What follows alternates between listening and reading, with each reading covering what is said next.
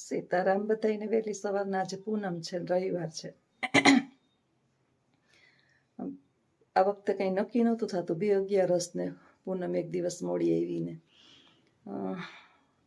Vacation છે તો ઉઠવાની થાય બહુ આડા. મોડી ઉઠી અને વિચાર્યું કે આજે છે ને પૂનમ છે ને, તો પૂનમ હું રહેતી તો નથી, 11 એક રહું. બાકી પહેલાં છે ને ડૉક્ટરે ના પાડી હતી તમારે ભૂખ્યું નહીં રહેવાનું. મારી હિમોગ્લોબિન બહુ ઘટતું અને પછી બાની પાછળી પહેલાં તો બહુ, પણ હવે 11 ને જેમ અમુક વસ્તુ રહું અને રવ એટલે પછી એકદમ હાવ રહું. ઓલું ફરાળ 5 કિલો કરું ને એવું ન રહું. તે દિવસે એક દિવસ આખો દિવસ ઉપવાસ કરવો. 11નો છે ને 2 કેળા કે એવું જ ખાવ, બીજું કંઈ નથી ખાતી.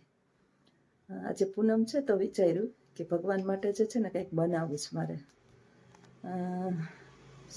શીરો તો બધા લગભગ બનાવતા હોય, પણ આજ ભગવાન દ્વારકાધીશ માટે સુખડી બનાવવાનો વિચાર છે.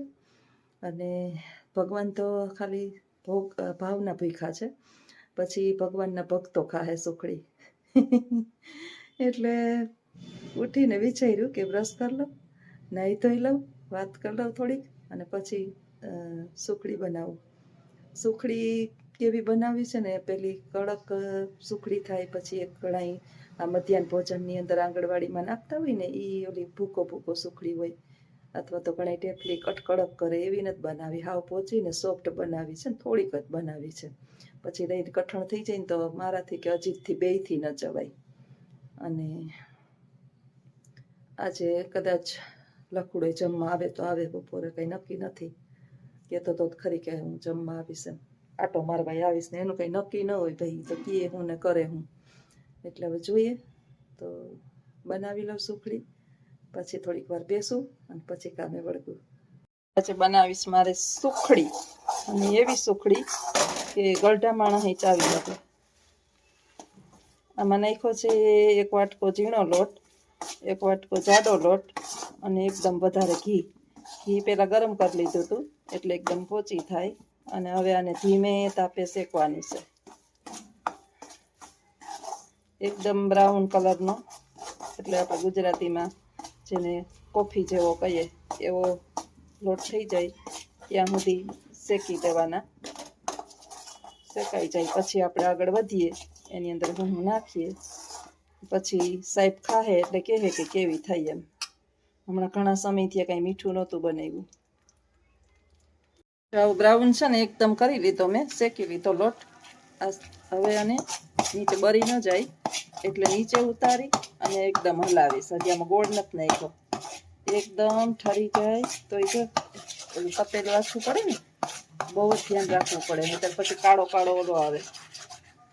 એટલે હવે રેડી થઈ જાય એટલે આમાં ઠરી જાય પછી ગોળ નાખવું એટલે સોફ્ટ થાય. જો ઘી એકદમ છે, ઘીની ઓલી પાઈ ને ગોળની પાઈને નહીં કરવાની, એમ જ આપણે છે ને બનાવી નાખવાનું, શેકીને ખારી પર ઘી લોટની અંદર જ શેકી નાખવાનું. તો મસ્ત સુખડી બનશે. હમણાં સુખડી બને એટલે બતાવું. આપણી સુખડી બેન રેડી થઈ ગયા છે. થોડીક ઠંડુ પડી અને ગોળ નાખવા દીધો. જો બધું ઘી ચૂસાઈ ગયું ને, કેટલું ઘી હતું.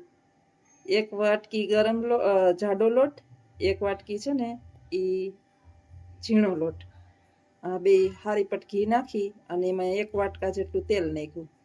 એટલે સોરી, ઘી નાખ્યું. તેલનું યાદ આવી ગયું. આજે કઈ દિવસ તો હમણાં છે ને કંઈ મીઠું ખાવું બનાવ્યું નહોતું, તો આજે વિચાર આવ્યો કે કંઈક મીઠું થોડુંક બનાવી નાખું. તો જાડો લોટ કેદીનો ભેડો પડેલો હતો. મેં કીધું ભગવાનની ધરાઈ જાય, કાલે પૂનમ છે તો આજે બનાવી રાખું. તો એવું તો ન હોય કે ભગવાનને ના ધરાય, પેલા અત્યારે ભગવાનને ધર લઈશ, પૂનમને બદલે અટાણે તો ગમે તે આપણે બનાવીએ તો ધરી લેવાનું. કાલની વાત, કાલના દિવસથી થાય. તો બનાવી હોય સુખડી તો ઘણી જે છે ને તેલ ને ઘી ને ગોળની પાઈ પેલા કરે, લોટ શેકીને પછી એમાં લોટ નાખે એટલે એ એકદમ ચવડ થઈ જાય. હવે અમારે 2 જણાને હલે દાઢું, ચવડ વસ્તુ ખવાય નહીં, ન ભંગાય ન ચવાય. દાઢું હલતી હોય એટલે દાઢું પર જ બધો માર આવે. આગલા દાંત બેયના હારા છે ને પાછ દાઢું બેયની હામી બે ચાવવાની જે પ્રોબ્લેમ થાય દાઢુંથી ન જ થાય. એટલે વિચાર્યું કે હવે છે ને પોચી વસ્તુ જ બનાવવાની. તો સુખડીની નવી રીત, કે આ રીત છે ને મારી બેને મને શીખવાડી કે લોટ છે ને એ હારી પટ ઘીમાં પેલા શેકી લેવાય, એટલે ઘી છે ને ઓલું ન થાય, કઠણ ન થવા દે. એ હારી પટ ઘી નાખ્યું, એક વાટકો એ ઘી, અને એકદમ ડૂબાડૂબ ઘીને ગરમ કર્યું. પછી આપણે કેમ એવડી તેલમાં હિંગ નાખીએ અને લોટ હિંગ ઉપર આવી જાય, એમાં ઘીની અંદર લોટ જરાક આપણે નાખીએ ને તો લોટ ઉપર આવવા માંડે ને, એટલે પછી લોટ એની અંદર નાખી અને શેકવાનો. એકદમ રતુંબળો થઈ જાય પછી વાંધો ન આવે, ધીમી ગતિએ શેકી નાખી. પછી બધોય કમ્પ્લીટ શેકાઈ જાય પછી નીચે ઉતારી થોડીક વાર લોટને પાછો હલાવી, અને પછી આપણે સુખડી બનાવીએ ને તો સુખડી અને પછી ઠારી નાખીએ એટલે એકદમ સરસ થઈ જાય. થોડીક વાર પછી છે ને એના પીસ પાડી લઈશું, હજી તો એકદમ ગરમ છે. તો બનશે પછી પાછું તમને બતાવીશ. આવજો, આગળના વિડીયો બન્યા રહેજો. ચાલો બધાય સુખડી ખાવા. એકદમ સોફ્ટ સોફ્ટ, પોચી પોચી, નહીં તો થશે ને કઠણ કઠણ થઈ જાય. આમ જોઈને મોઢામાં પાણી આવી જાય. હજી તો આકાના પીસ નથી બનાવ્યા, પીસ બનાવી લઉં તો પછી ખબર પડે કેટલી પોચી થઈ છે.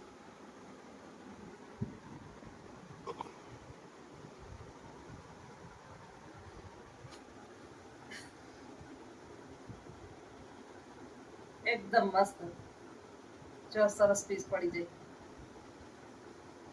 નહીં તો ચાકુ ઓલી ગોળની પાઈ લઈને કરીએ ને તો એમાં ચાકુ ના આવે.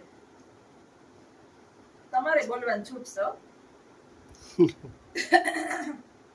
જોસના નીકળીને બકબક નથી કરવાનું. સારું બનાવ્યું. સારું બનાવ્યું. હા, નવું નવું હમણાં રજા છે બનાવી રાખે કા. હા, કઈક કોક મોબાઈલ પકડવા વાળું હોય, કઈક કોક મોબાઈલ પકડવા વાળું હોય તો દેખાડીએ, નહીં તો પછી અમે ખાઈ લઈએ બનાવીને.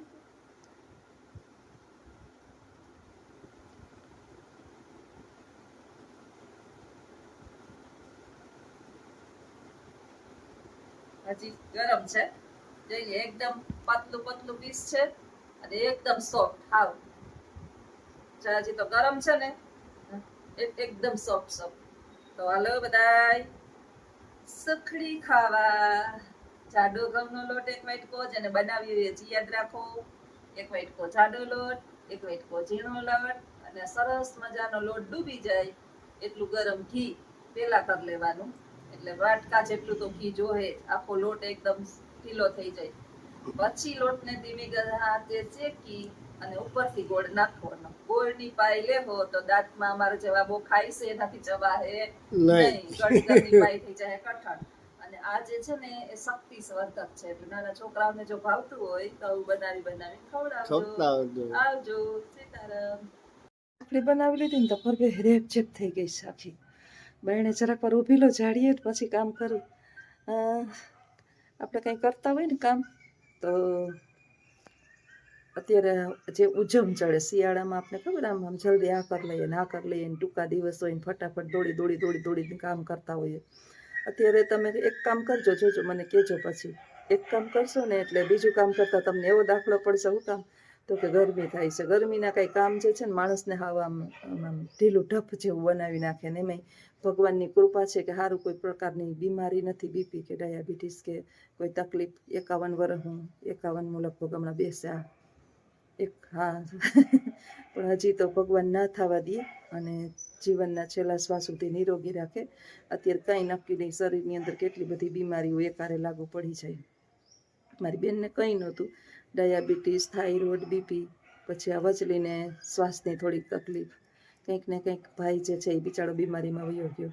એટલે કંઈક ને કંઈક હોય. પણ હજી દોડધામ કરું છું ને ત્યાં સુધી સારું છે. કામ મૂક્યું એટલે પછી બીમારીનું ઘર ચાલુ. તો બેસી જઈએ આપણે ગરમીમાં કામ કરતાં કરતાં, થોડીક વાર વળી કામ કરી લઈએ ને તો બેસી જાય. સુખડીની રીત કેવી લાગી ને એ ચોક્કસ જણાવજો, કેમ કે બધાય જે છે ને અલગ અલગ રીતે બનાવતા હોય. તો તેને વિચાર્યું કે આ રીતે બનાવીએ ને તો આપણા ઘરની અંદર દાદા દાદી હોય, મમ્મી પપ્પાને જેને કોઈને દાઢું હલતી હોય અમારી જેમ, અને ઘણા ગળ્યું ખાવાના શોખીન હોય.